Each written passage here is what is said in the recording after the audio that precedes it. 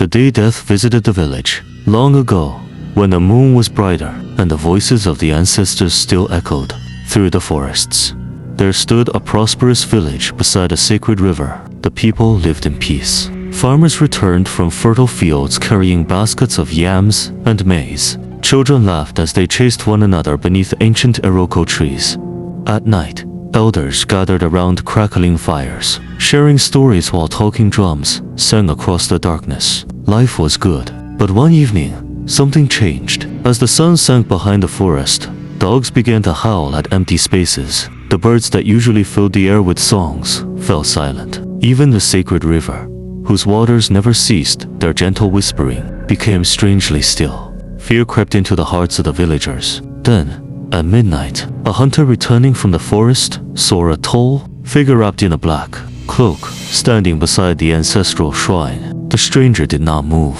The stranger did not speak, yet his presence felt colder than death itself. The next morning, the hunter's story spread through the village. Most dismissed it as fear and imagination until the village elder died. Before his final breath, the old man gripped his son's hand and whispered with trembling lips, "Death has entered the village." Then his eyes closed forever. The villagers mourned, believing it was merely old age. But within days, another person died, then another, and another.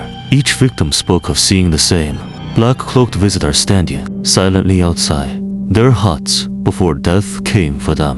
Terror consumed the village. No one walked outside after sunset. The marketplace emptied. The talking drums fell silent. Even the masquerades refused to dance. At last, the chief summoned the village diviner. Under the shadow of a sacred baobab tree, the old priest prepared a ritual. He cast cowries upon the earth and called upon the ancestors. Thunder growled in the distance. The wind rose. Then the diviner screamed. His eyes widened with horror. "It is not a spirit," he cried. "It is death itself." The crowd gasped. The diviner revealed a terrible secret. Generations earlier, the village had betrayed a wandering stranger seeking refuge during a famine. They had driven him into the forest, where he died alone beneath the rain. Unknown to them, the stranger had been a sacred messenger sent by the ancestors. His dying curse had waited through the years, and now the dead had come due. That night, a violent storm covered the sky. Lightning split the darkness. The chief, warriors, elders, and spiritual leaders gathered before the ancestral shrine. There, beneath crashing thunder, the black-cloaked figure appeared. The air turned cold. Fearful villagers watched from their huts as ancestral spirits emerged like shadows from the storm. Sacred chants filled the night. The chief stepped forward. "What do you seek?" he asked. The figure slowly raised its head.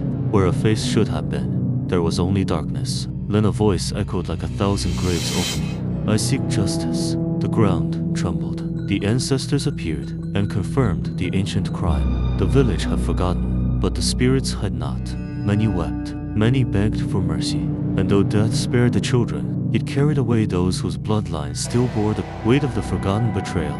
By dawn, the storm was gone. The black-cloaked visitor had vanished. The village survived. But it was never the same again. To this day, elders say that every action casts a shadow, and every shadow eventually returns to its owner. So remember this tale when the night grows quiet and the dogs begin to howl. For the ancestors may forgive, time may forget, but justice walks patiently. And when death comes to collect an old debt, no door can keep it outside.